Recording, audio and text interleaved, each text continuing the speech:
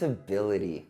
I know that word used to scare me so much. I was raised in church, and all the time the youth pastor would say, "Who are you accountable to?" And my heart would start pumping. I'm like, "Oh my God, who am I telling all my sins to? I don't know."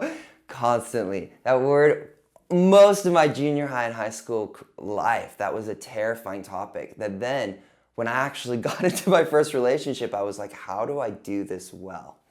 And how do I do this? How am I accountable as a couple? I want to tell you a story of me and my wife. It's some of the best ways for me to share examples is actually pulling from my own life. When we first started dating, we actually got a couple. We decided we want a couple that actually walks with us through the entire process, from before we actually say we like each other, the whole step. And me and my wife, we chose an amazing couple that we just opened up to about everything. I was telling them everything. I said, I'm going to tell them every thought that comes into my head. Now that's scary, right? Because especially accountability to me was like, oh, this scary place of telling people all your failures. But I want to give a new definition, because Chris Valentin really defines it well by saying it's an account for your ability.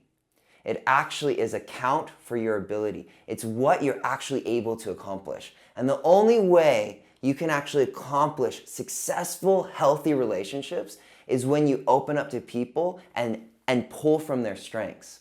And that's what me and my wife did. Our whole dating, we pulled from this couple's strengths. We found a couple that had a healthy marriage that we were like, we would be like them one day. If we could have their marriage, we want to be like them one day. And we talked to them about everything. I told them the first time I told her I love her, I was like, am I okay to do that? He was like, yes, you're okay. I was like, cool. I just wanted to ask, like, everything, all the emotions that were coming, all the fear, scared, excitement, everything that was happening. We brought them into our process. A lot of times couples get stuck on this. They decide and then they invite. That is a dangerous place. When you decide and then invite, you're actually not creating a place of vulnerability and openness and change. When you actually bring people into process, when you're vulnerable, you're like, I don't actually know what's happening. I can't believe I had that thought. I can't believe we did that. I can't believe that was said. Can you help?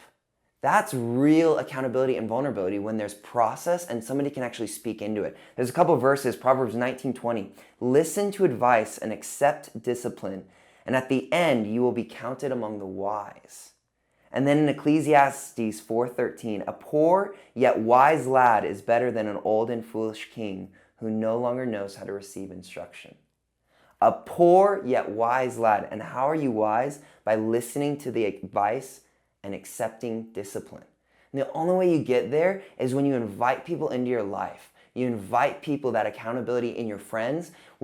I made a vow. I saw many of my friends as I was growing up, when we got into our 20s and early 20s and people started getting in relationships, they isolated, right? They became their own little unit. And what we noticed is whenever that would happen, their relationship would start going downhill. They actually would struggle more. Why? It wasn't because they were doing something bad or terrible. It was because they were out of community and out of the strength of covering. They were out of the strength of healthy people around them, encouraging them, cheering them on, and keeping up, like, we believe in you. When you step outside of that, it's actually hard to make it in a healthy place. So we kept people all around us. We had our friends around us. We made it a point to keep our friends close. And I remember a quote that the woman that was really mentoring me and my wife said. She would say to us all the time, she said, "You're not married till you're married. You're not married till you're married." And she would tell us all the time, don't act married until you're married. You don't need to go see her every single night. You don't need to only hang out with her. You're not married till you're married. That was the most freeing thing for both of us, to keep our boundaries, to listen to that advice, and to stay in a safe place. So how I want to encourage you guys is find out. I want to ask you, if you're a single guy right now, or if you're a couple, or if you're married with kids, who are you doing life with that's actually keeping you an account for your ability? Who are you doing life with? Me and my wife do this yearly. We will write down who are the couples that are fathers and mothers in our lives, who are our brothers and sisters that we're running with, who are the people that we're mentoring.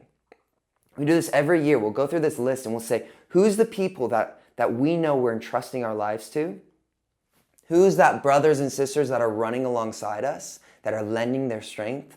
And who are the people we're pouring into? So I encourage you guys, write those 3 things down, define them, and then activate it. And accountability begins with this: humility, teachability, and vulnerability. So once you get that list, humility, teachability, and vulnerability.